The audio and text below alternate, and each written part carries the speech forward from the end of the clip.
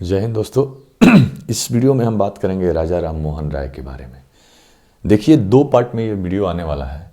पहला पार्ट जो है ये पार्ट 1 हम लिख दिए हैं ताकि पार्ट 1 और पार्ट 2 इसी हेडिंग के साथ मतलब आएगा। राजा राम मोहन राय ब्रह्म समाज पार्ट 1 और राजा राम मोहन राय ब्रह्म समाज पार्ट 2। पार्ट 2 में इनके द्वारा किए गए जो सामाजिक कार्य होंगे उनको ही रखा जाएगा उसमें। चलिए इसको समझने का प्रयास करते हैं कि राजा राम मोहन राय के द्वारा कौन कौन से कार्य किए गए थे और ब्रह्म समाज के बारे में हम जानने का पूरा प्रयास करेंगे इस वीडियो के माध्यम से। एक एक टॉपिक पे बात करते चलिए। राजा राम मोहन राय, इनका जन्म 1772 ईस्वी में होता है और 1833 में इनकी मृत्यु हो जाती है।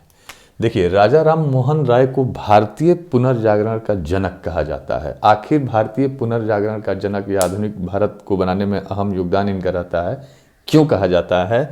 इनके कार्यों को लेकर ही कहा जाता है।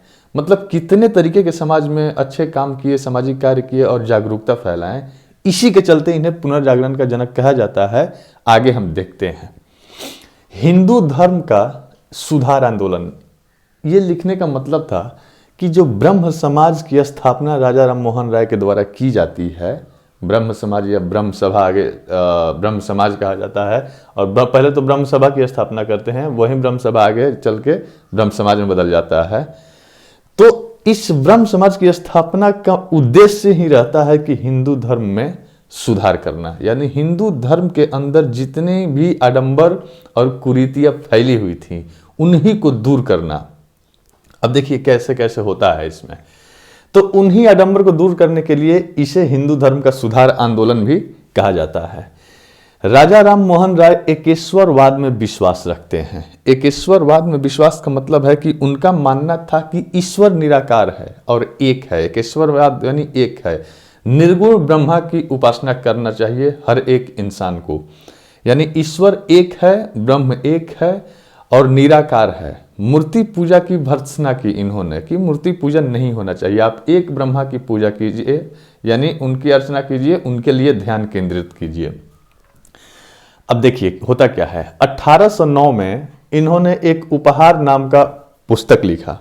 उस पुस्तक में हिंदू धर्म के सुधार आंदोलन के बारे में भी लिखा कि क्या क्या करना चाहिए, क्या क्या नहीं करना चाहिए, आडंबर से किस प्रकार दूर रहना चाहिए। एकेश्वरवाद में तो इनको विश्वास था ही। अब देखिए आगे क्या होता है। 1814 में आत्मीय सभा का गठन करते हैं कोलकाता में। आत्मीय सभा का मतलब होता है मित्रों का समाज, मैंने यहां पे लिख दिया है 1814 में। अब देखिए इस सभा का गठन करने के बाद समाज में क्या क्या ये बातें कहते हैं। सबसे पहले तो ये मूर्ति पूजा का विरोध करते हैं कि मूर्ति पूजन नहीं होना चाहिए, क्योंकि हिंदू धर्म में अलग अलग देवी देवताओं को हम लोग मानते हैं, पूजा करते हैं। ये कहते हैं कि अलग अलग देवी देवताओं को पूजने की जरूरत नहीं है, ईश्वर एक है, इसलिए एक ब्रह्मा की ही उपासना की जाए। जाति प्रथा पर इन्होंने चोट किया, जाति प्रथा के सख्त विरोधी थे। सती प्रथा को हम लोग हमेशा पढ़ते रहते हैं, क्योंकि सती प्रथा ही एक क्वेश्चन पूछ दिया जाता है एग्जाम में, इसलिए प्रमुख बन जाता है। हालांकि सारे कार्य उनके लिए इंपॉर्टेंट हैं।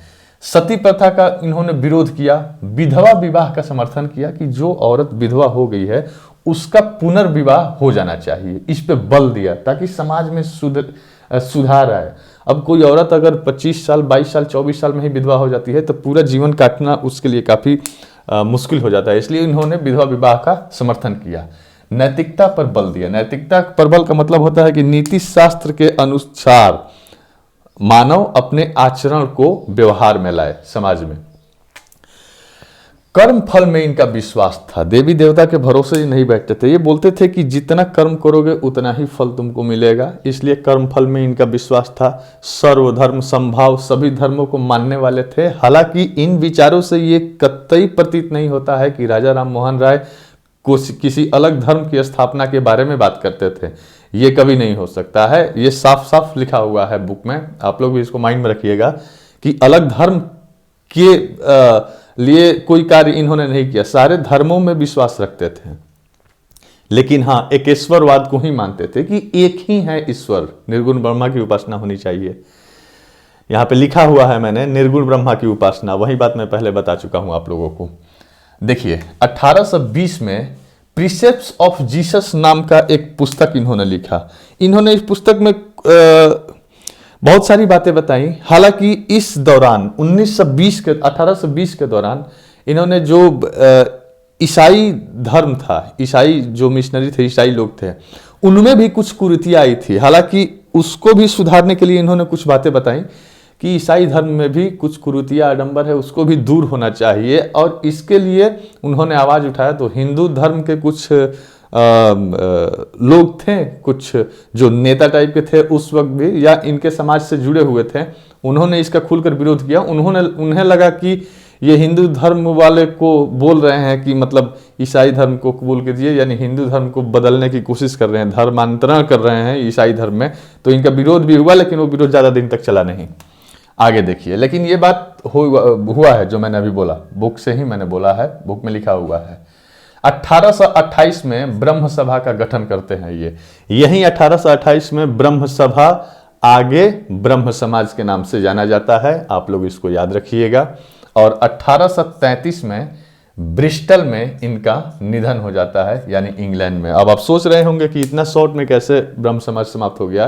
तो इससे भी इंपॉर्टेंस इनके कार्य और सामाजिक जो कार्य थे वो आगे दूसरे पार्ट में आ जाएंगे। और दूसरे पार्ट का जो लिंक होगा वो नीचे डिस्क्रिप्शन में दे दिया जाएगा इस वीडियो के, आप लोग वहां से जाके देख सकते हैं। इसका स्क्रीनशॉट ले लीजिए। वीडियो अच्छा लगे तो लाइक कीजिए, शेयर कीजिए, कमेंट कीजिए। नमस्कार, जय हिंद।